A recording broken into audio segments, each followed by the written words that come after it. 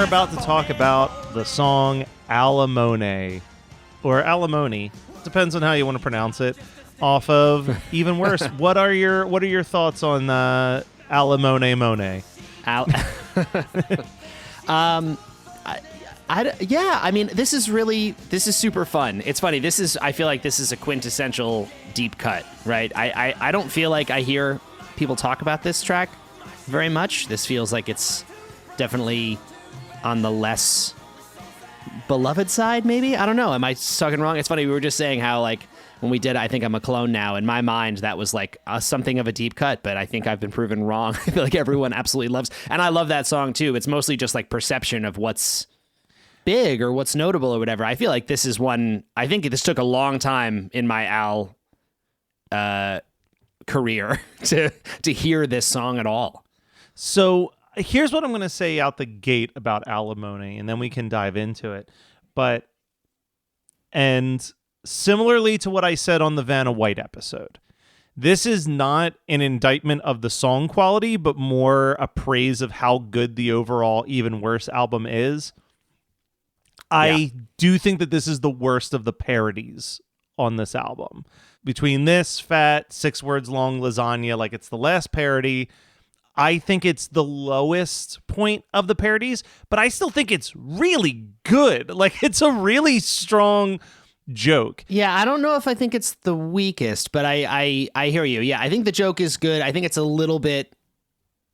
I think sometimes Al has a thing where... Because I was just going to say, like, it's a little bit obvious, but also then I think that's not giving Al nearly enough credit. No. Because I think doing something that feels like that is harder to do than it always seems. Like, you know what it is? This feels like...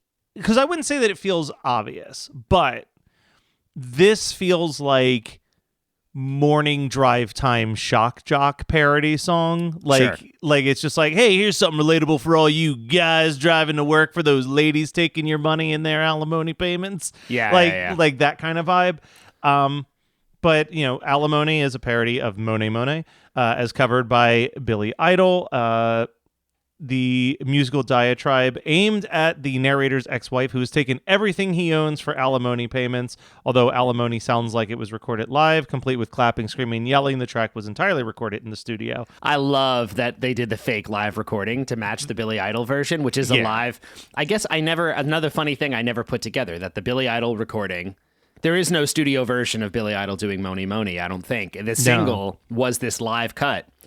And so Al, with his band, just piped in audience sound in their studio version. I think that's the only time in Al's entire career that this happens, that he has covered a live track or parodied a live track, excuse my misuse there, and added the live sound. It's a funny little touch. I honestly did not notice it the first few times when I was listening to the song deeply for this. I was like, oh yeah, there's that crowd sound. And then I went back to the Billy Idol version. And I was like, yeah, the Billy Idol music video is them on stage, like them doing the track.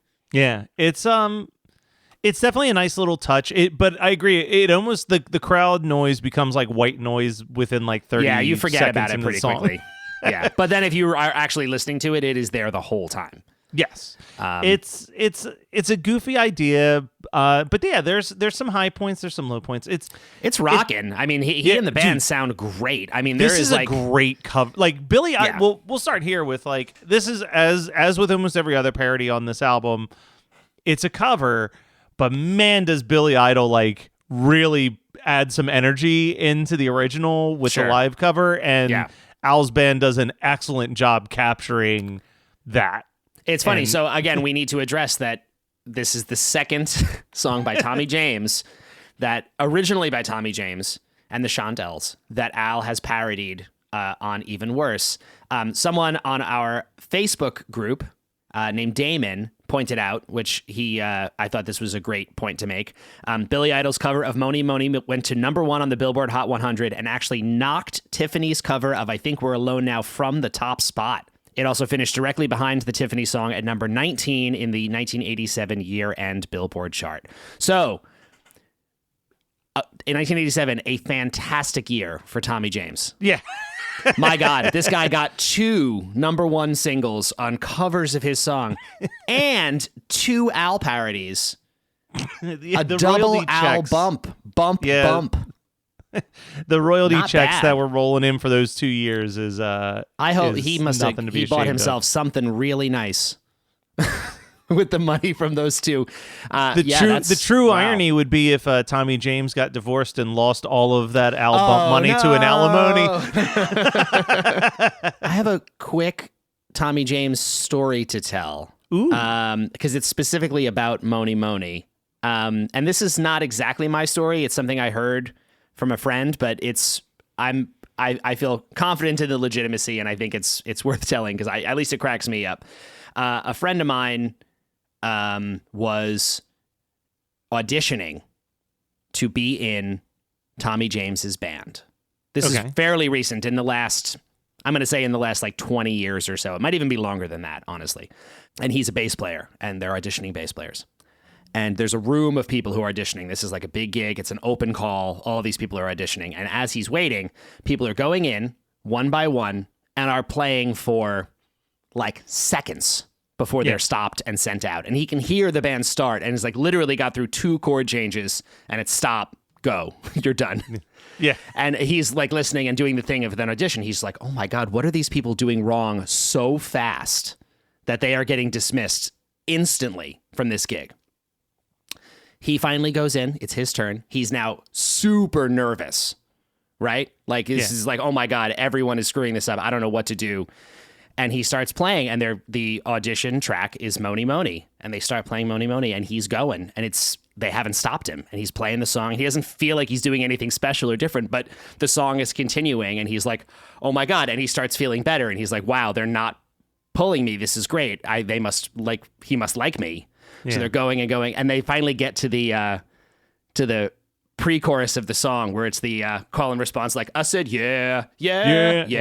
And as Tommy James is singing this line, he does the thing where, at least as far as this guy was concerned, he like stepped to the side of the mic and looked at him, thinking that maybe they're going to do the rock and roll, like share the mic thing, like where they share one mic and do the yeah. And he sees Tommy James look at him like this, and he's like, oh, he wants me to do this.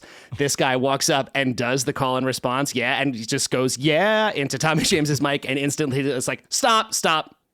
Thank you for coming. And he's like, no, I screwed it up. He's like, I thought that was what he wanted, but apparently not. He did not get the job. Oh, no.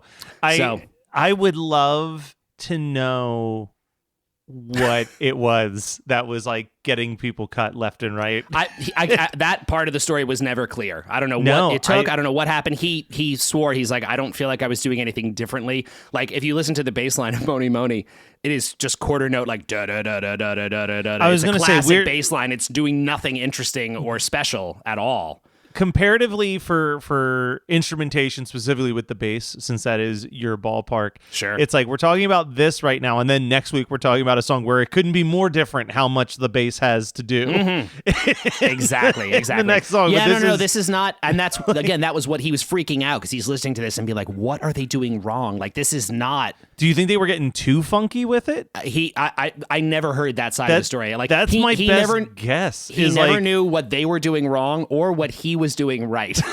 It was not clear what Tommy James was looking for. And honestly, saying it that way, he probably was looking for something that's just not. It might have even been visual. Maybe it was like, for certain artists, like the look of the person they're standing on stage next to is really important. For others, it's not. Like it could have just been an instant vibe thing where he was just, and he could just be a weird dude where he was like, nah, I don't like you. I know I don't like you. The one plus is that your friend knows exactly what he did wrong.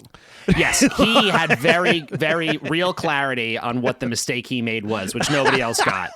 And he got a great story out of the deal. I feel like he would be fine with me telling this story. This was a long time ago I heard this, but I loved it so much. It's such a great audition. A bad audition story always tickles me. I love that a lot. Do you have, just out of curiosity, because you've been in a couple pretty well-established groups, do you have any bad audition stories while we're on that topic?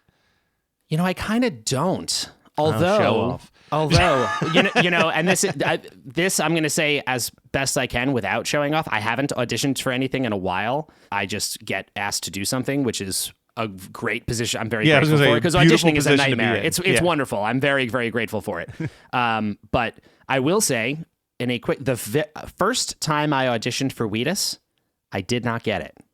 Oh. I have not told this story publicly many times, if ever, but the very first time I auditioned, there was a couple shows right around the corner, and Brendan was nervous. I was 18, I think, at that time, and he was just like, this kid is really, really young to be heading out on the road, and he hired somebody else who was more of like a New York City session player who he thought was just going to be a more dependable fit on the road. I totally get it. In hindsight, I totally get it. At the time, I was very upset, of course, as you can imagine. And I thought I did well in the audition. Like, I felt good about it. It was just an experience thing. But then on that tour, that person didn't quite work out, or it just became clear that it wasn't going to be a long-term replacement. You know, it was going to be a temporary thing. And I remember going to the show, like I was feeling better about, I'm like, all right. And the band was playing in New Jersey. So I was like, let's go see Wheatus. It's one of the only times I just like went and saw a Wheatus show. Yeah. And I ran into Brendan outside the venue and I was like, hey man. And before I could say anything, he was like, hey, when can you audition again? And I was like, I guess whenever. And he's like, yeah, we got to have you back in next week. And then that was the audition that I got it. Nice. I also wonder, look, all speculation. We can grill Brendan if he's ever back on the show. Oh yeah. Oh, we'll get him back. We'll get him back. But I'm sure that there's also this element, not even just like, hey, could he handle the road? But I'm sure that there's a little bit of like, am I about to ask an 18-year-old to drop out of college for something that might not work out? No, he said it to me 1,000 times on the phone. He was like, you might not want to do this really. Yeah. And it was like, you might not know what you're getting yourself into. And actually, again, especially in hindsight, of course, at the time, I'm 18 years old. I was like, I know what I want, and it's this gig.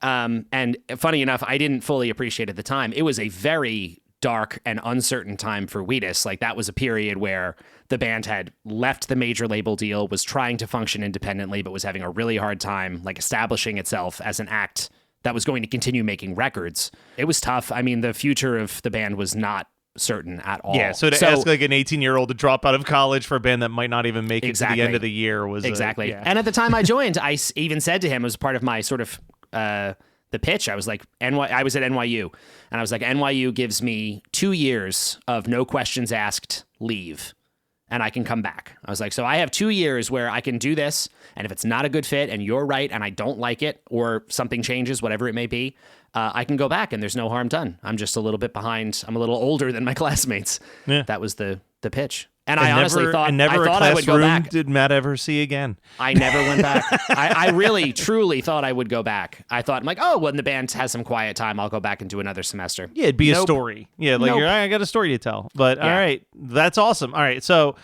let's talk a little bit because I hate to say it like this, but it is comparatively to some of the other stuff. And we've already said sometimes the parodies are extra hard to discuss because it's just kind of like looking side by side at lyrics and being like, well, you changed this word to this word. But sometimes the joke is so interesting and there's such cool wordplay. I mean, my favorite song on the album, I Think I'm a Clone Now. You know, there are these cool little great puns. Wordplay in that, yeah. Yeah. This one, it's kind of just what you get. It's trying to rhyme words with Moni. Well, because you realize that in the original song, that's all it is. Yeah. It's just Moni. Like, they're not even rhyming Moni with other words. It's mostly just rhyming Moni with Moni. Yeah. And this is like a list song, too. Because there's those where it's like, yes. You know, it's like, she took my car. So it's just very... And another example of like, he has added so many words because in the original version of this song, it's just like, Moni, so good, Moni, so good. It's just a repeat. And Al is changing all the words to make a list, like you're saying in the choruses of this song. I think that the rhyme structure he's making fun of a bit because there really is like, it's very little to the original song here. It is just rhyming Moni with Moni and rhyming yeah with yeah. And rhyming feel all right with feel all right. Yeah. There's not a whole lot here. And actually, he has a couple lines here that are actually really funny. Like, I love the lawyers calling me on the telephony, trying to squeeze some blood from a stony. That's a great line. Like, that's really funny. And again, while also mocking the silly rhyme structure of the original track. Like, yeah, I don't know. I like that. I think that like, it's... Again, it's not as clever, but it can't be because of the nature of what he's parodying. You know, that's not built for wordplay in the same way. And we get a checks in the mail in there, which we get a checks in the mail, which I know is he loves that turn of phrase. I was going to say I know that's a saying, right? We can't Al didn't coin that phrase, but in Al's world, there's really not a whole lot of callback or self-referential stuff in Al's catalog, but you could make the case that absolutely is, because it's not even checks in the mail comes up in another song too. Doesn't he use that phrase in Stop Dragging My Car Around? Or I think he makes it in Stop Dragging My Car Around. I think in one of the TV shows that we talked about, they pulled a checks in the mail reference. There's something about that specific idiom that he just finds unbelievably entertaining to say. He loves it. He loves it. And I do too. And now by just connection. I'm a fan. I mean, there are definitely I find the changing the yeahs to debt. I'm in debt. Debt. Yeah, exactly. There are funny ideas in this. And again, I'm saying this song has no danger of being at the bottom of my parodies, my overall parodies list. But I just think Even Worse is a really strong record. I obviously love I Think I'm a Clone Now. We sang our praises of Fat. This song is just 6 words long, works better than that joke should work. Agreed. Lasagna is a lot of all of them are good. I think this is just the one that I connect to the least, and I think it's because, like you said, there wasn't that many other routes to go if you were going to do Monet. I almost think that there probably could have been a better song from 87 to even go after, outside of him wanting to draw attention to the 2 Tommy Jane's covers thing. I think that it literally was there are 2 covers by the exact same artist that are number 1 songs back to back. I have to parody both of them now. No, it's true. It's, and I mean, I think in the context of this record, this song is really welcome. It's heavy in a way that Stuck in a Closet with Vanna White is, but it's also lighter and just more fun. Yeah. I don't know. I feel especially at this place on the record, it's a really welcome vibe switch. It's also, and this is something that we will never see again with an Al record, is we have 3 more episodes to go for this album and no more parodies, which is pretty amazing. So the 3 originals in a row, and as we said, there's no polka on this record, so it's really this ends with all Al. Yeah, so traditionally, to a certain extent, I'm not going to say where the polkas are because that always changes. Sometimes it's at the end, sometimes it's in the middle. But in most cases, including the polka as part of the parody collection, it for the most part tends to vibe on a parody, original, parody, original, parody, original. Reasonably 50-50, yeah. Yeah, fairly. This one goes parody, original, parody, original, parody, parody, original, parody, original, which is a really strange move. But I also think that part of it could be that he's already as low as it's going to get. Right? Polka Party hits, it does dismal. It's people are calling for this to be the end of his career. So why the fuck not just be well, then I'm just going to lean even harder into the original songs that I like. I'm going to put this Michael Jackson parody on there because I think that it has what it takes to kind of pop me to the top. But a lot of these parodies, as good as these parodies are, they're not the home runs. Of some of the earlier ones. You know what I mean? They're either the, I don't want to say the easy joke, but for the most part, Alimony, Lasagna, and this song is just 6 words long are really kind of simple, one note, maybe even borderline obvious parody ideas. But he makes them work. But it feels like when he sat down for this album, he was I want people to acknowledge that I write really good original songs. And as we talked about, this was the album where people called out, hey, some of these original songs are really good. Absolutely. I think that, and now not to jump ahead and talk about Even Worse as a whole quite yet, because we're not there, but I think a part of what makes this record work is that it's got a great flow to it. As you listen to the whole thing straight through, it's got a great arc to it. Like you said, it's interesting that there's 2 parodies in a row, but then a bunch of originals. The whole thing is structured in a way where it's not just now we do a parody, now we do an original, now we do a parody, now we do an original. I think it was thoughtfully put together. And also, I think that it feels to me now that like Fat was the whole like, okay, we need something has at least a real potential to be a big hit for us so that we can sell a lot of records. And Fat was an obvious choice to do that. And it's a well done parody, and it worked. And then the rest of the record, by comparison, just feels like Al doing what he likes. Yes. And there's not another song on this really that feels like it was even a contender. I can't imagine he would have thought any of these could have been as big as Fat.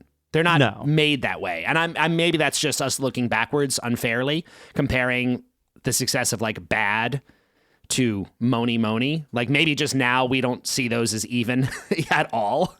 But maybe at the time, I don't know. We could be coloring our judgment with looking back at it.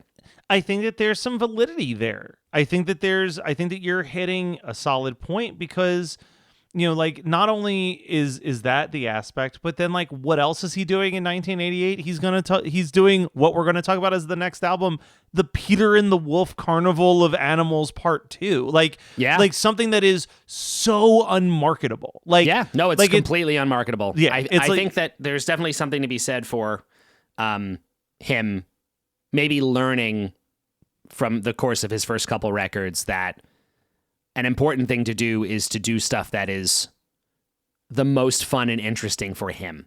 Yes. And count on the fact that others will follow, or that fans will follow him on that journey. Because, talk about Peter and the Wolf is like the least marketable thing he has ever done. Yeah, this record, I think, points in that direction as well. I think we talked about how Polka Party seemed like it was an attempt to... It sounds more negative than I intend, but to pander a little bit and try to like pick songs that he thought were going to be huge and popular without making sure necessarily that they tested it. Or thinking that like they were his favorite things to do. Yeah. And on this record, I don't know, I get a different vibe. And again, it could just be me, but it feels like these are more like Al being like, I've got a big, big hit to lead this off, and I feel really good about this doing well, but after that, this is my album, and I'm going to do stuff that I like and I think is interesting. And it shows. Yeah. No, it's and you know, we'll be talking about Nirvana probably by the fall, but you know, I think you hear all these stories where like when they went to record In Utero, their goal was to make an unmarketable album, and they just they couldn't do it. Nirvana was too big to do it. Like Al is actually more successful in being like, my follow-up's going to be as unmarketable as possible.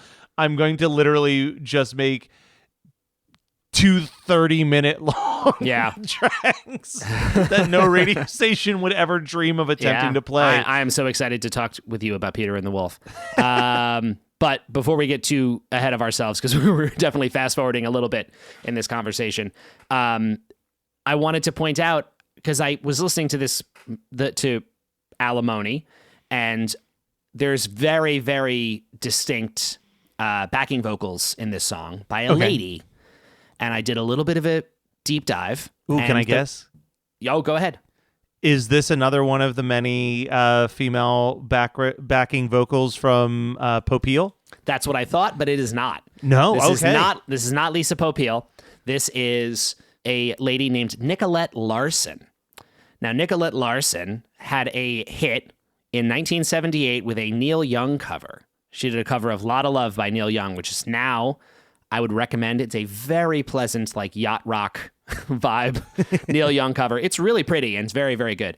And it's funny, they don't even specify. She's just credited as backing vocals on the record, like across the board. But I have to assume that because she's the only backing vocalist credited on the record, so this has to be her on this track.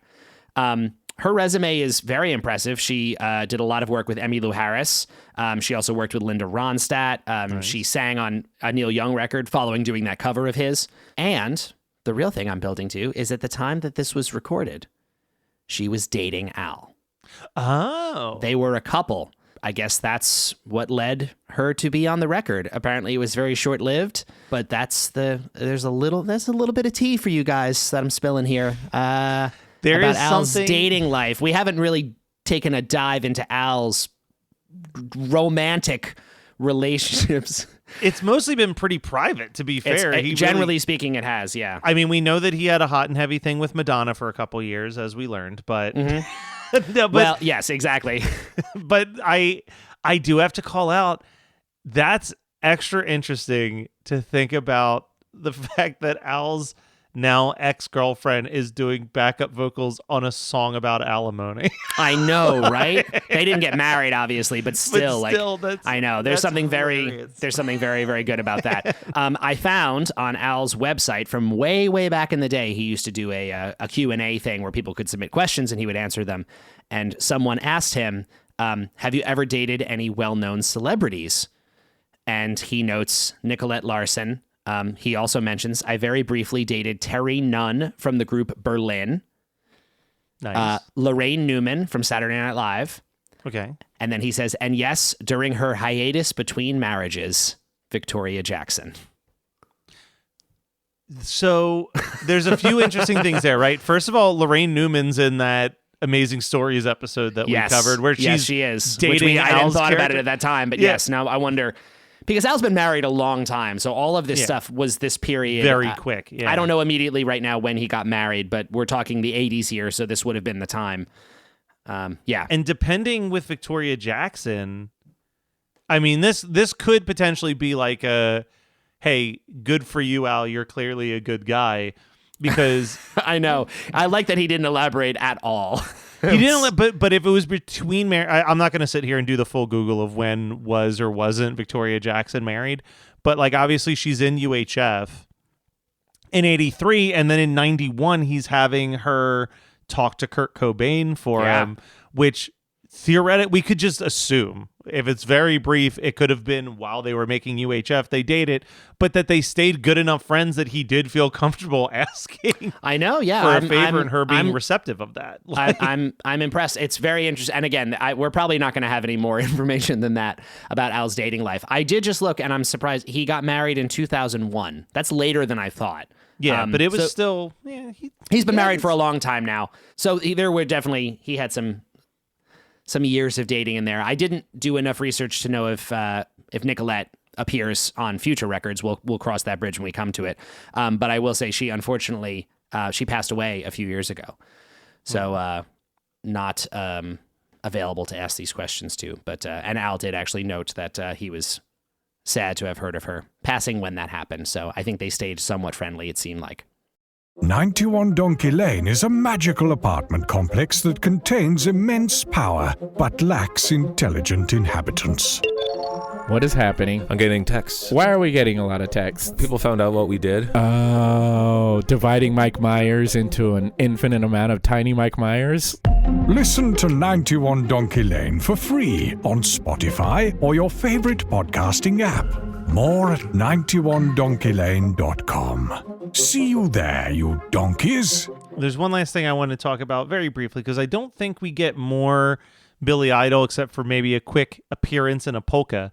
So what are our thoughts on Billy Idol? We fans, we mixed feelings, we not our cup of tea. Where do we fall on this? No, I would say generally I'm a fan of Billy Idol. It's funny because I feel like it's another example of like that.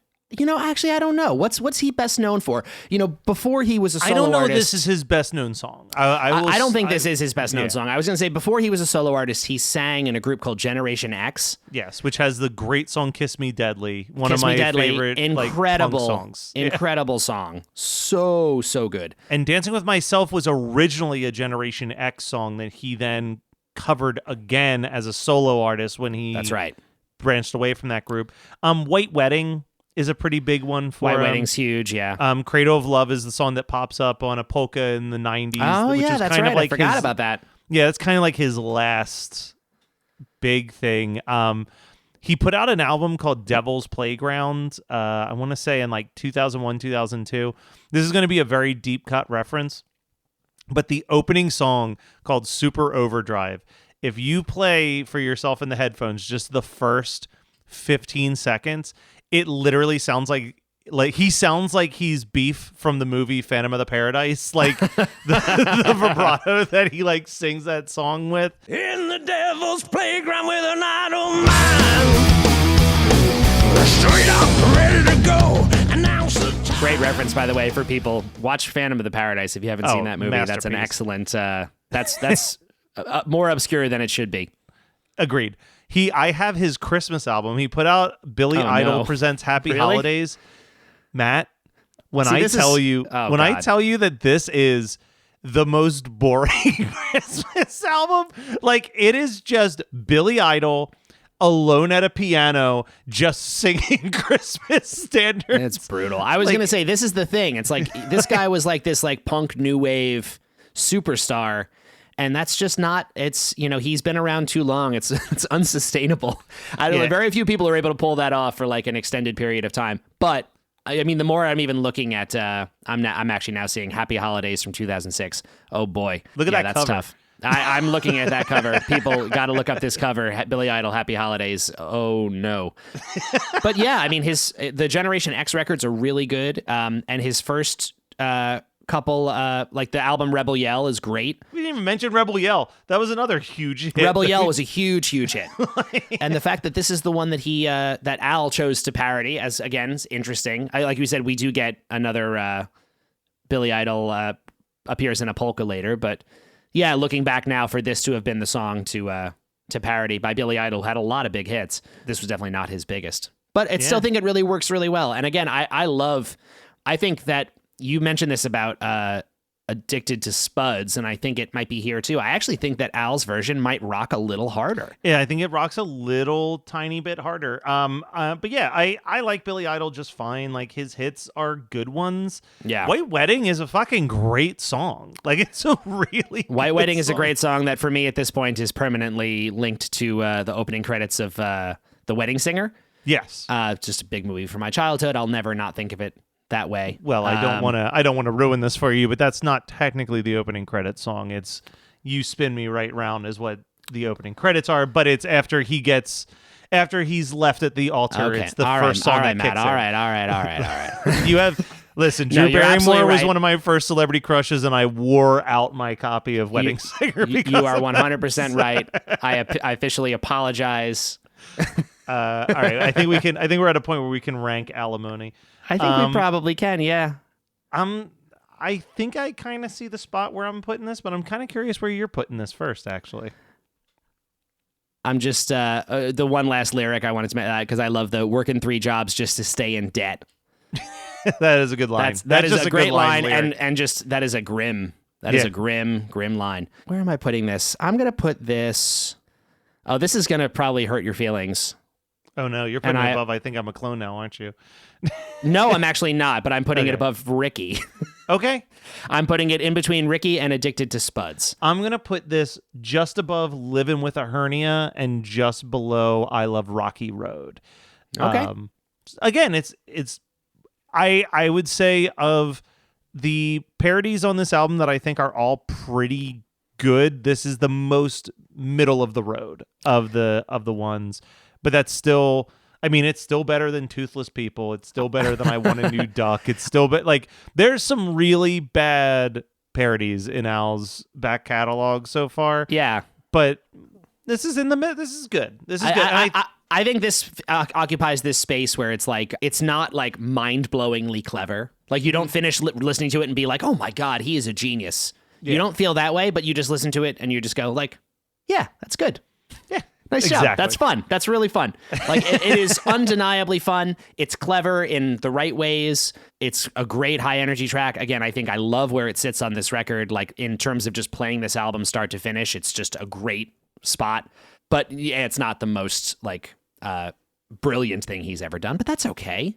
Yeah, that's okay. No, this is look. They don't all have to be home runs. They can't all be home runs.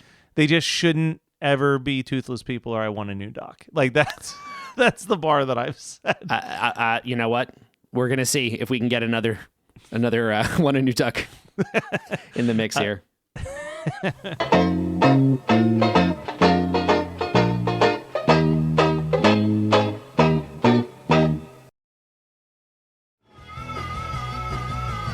You're listening to the Geekscape Network.